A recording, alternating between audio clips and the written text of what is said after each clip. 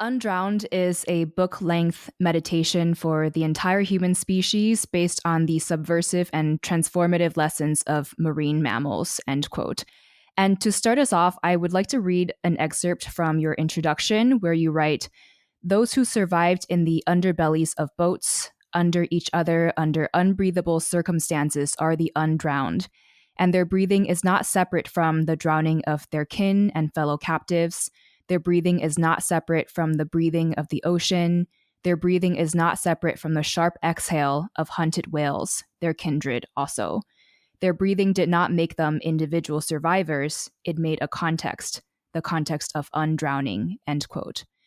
There's always so much we can learn from the more than human world, but for people who haven't really thought through and with marine mammals specifically, how would you like to introduce this reference of undrowned in the context of breathing collectively in this shared world that we live in, which might help us to inform how we can learn from our marine mammal relatives? Yeah, I mean, I agree. I think we have so much to learn from every life form on this planet. And there's something about breathing that is so crucial for us, so central to everything, including speech, like what I'm doing right now. It made sense to me to think about the breathing of other mammals, and especially marine mammals, because their breathing, to me, it always and continues to really still boggle my mind that there are mammals that can live in water and breathe. So when I thought about my ancestors who survived the Middle Passage and who did not survive the Middle Passage, I really thought about their kinship with whales, especially dolphins, other marine animals who live and migrate through those same routes of the transatlantic slave trade, especially, but also the slave trade in the Indian Ocean has the same lines of kinship. And the fact that the boats that were used to kidnap Africans in order to transform them into commodities for sale in the Americas were also often the very same boats converted, or not even converted that much, to use for whale hunting.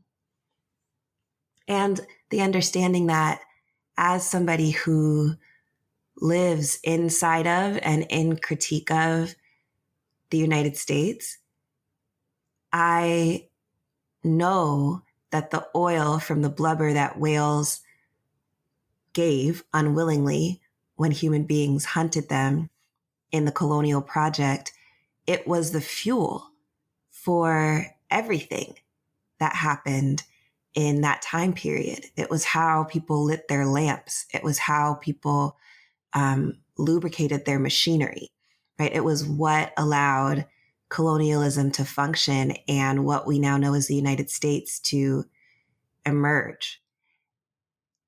And then what was the other crucial element? The other crucial element was the enslaved, involuntary labor of my ancestors, the people who did survive the Middle Passage. And so I thought about that as, it's not the kinship that you want. It's a kinship of oppression. It's a kinship of being shared targets for a project that ultimately is never supposed to benefit you.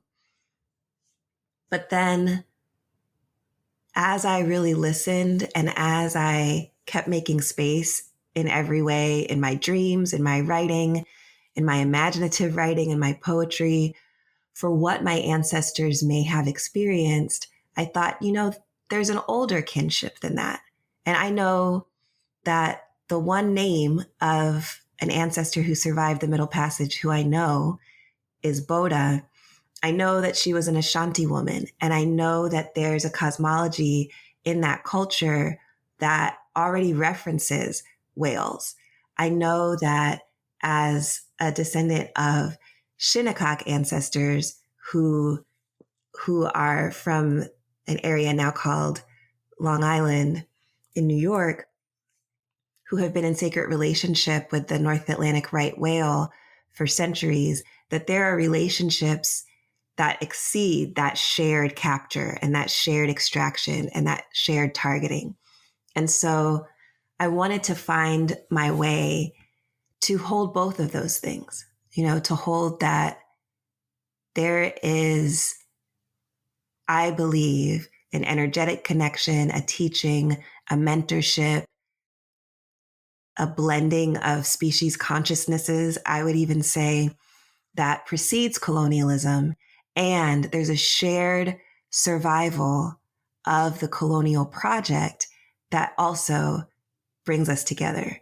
And everyone now alive, even if they are not, like I am, descendants of survivors of the Middle Passage, is implicated in these conditions that would not be what they are without these colonial actions. But also, we would not be what we are without our inherent interspecies relationship with not only marine mammals, but with all other life forms. So it was really just a specific example that for me resonated because I do believe that there is a healing that we're engaged in together. I do believe and know for sure that our continued existence is interconnected and that everything that harms marine mammals harms all life, but certainly including human mammals. So yeah, that I wondered if there was a way that other folks could join me in recognizing or at least wondering about that kinship with every breath.